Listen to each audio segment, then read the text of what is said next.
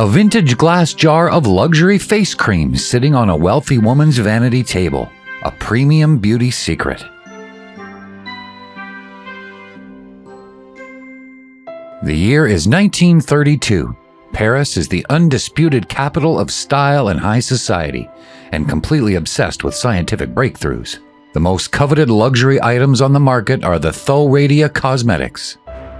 Formulated by a real doctor, this ultra-premium line of lipsticks, powders, and face creams promises to eliminate wrinkles, stimulate cellular energy, and cure imperfections. It's expensive, it's heavily marketed, and it's considered a miracle of modern science.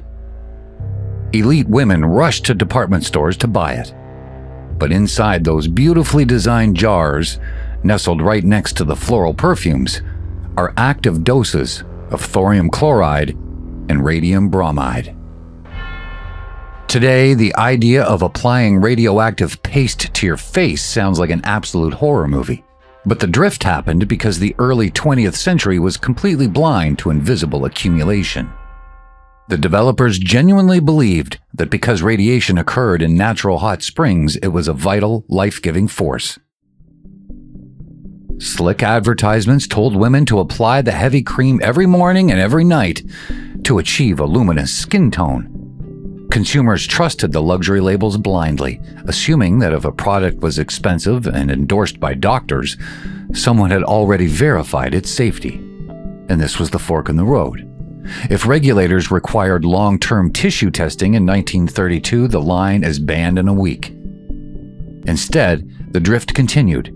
Wealthy socialites applied the toxic paste daily, unknowingly absorbing heavy elements directly into their skin. They traded temporary vanity for a slow-motion biological disaster, never realizing that their ultimate youth cream was permanently damaging their cellular structure. The next year, prominent high society users began suffering from severe, unexplained skin necrosis. Medical journals launched the very first independent studies on cosmetic tissue absorption. The next decade, public panic over commercial radium products hits a boiling point. The French government passes sweeping emergency restrictions stripping radiation of its health status. 10 years later, international drug and cosmetic safety acts are radically rewritten. Manufacturers are legally barred from introducing radioactive elements or untested heavy chemicals into domestic beauty products. Every decade, a massive new anti-aging serum or viral skincare ingredient sweeps the mainstream market. The formulas are chemically audited, the batches are lab tested, and the consumer is theoretically safe. We look back at the 1930s and laugh at how naive those consumers were. But human nature hasn't changed a single bit. Whenever a revolutionary new ingredient or high-tech trend hits the beauty and wellness markets, we still rush to buy it, blinded by the premium packaging and the promise of a quick fix. We trust the marketing claims, assuming someone else has already done the safety checks.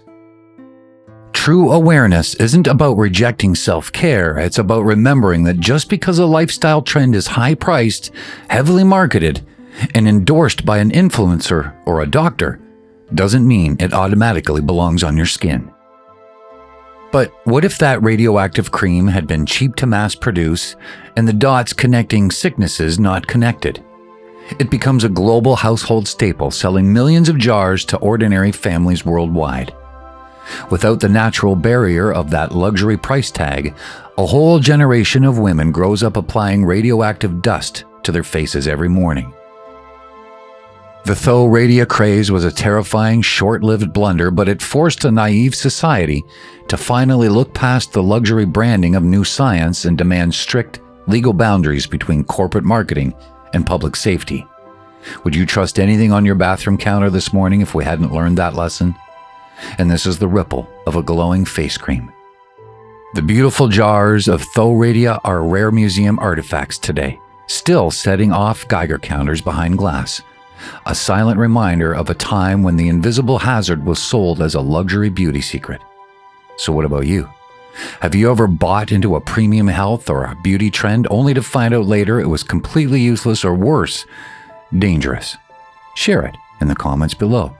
And if you would like to explore more of these ripples in history and in life, please hit subscribe and join me on the Ripple Trace.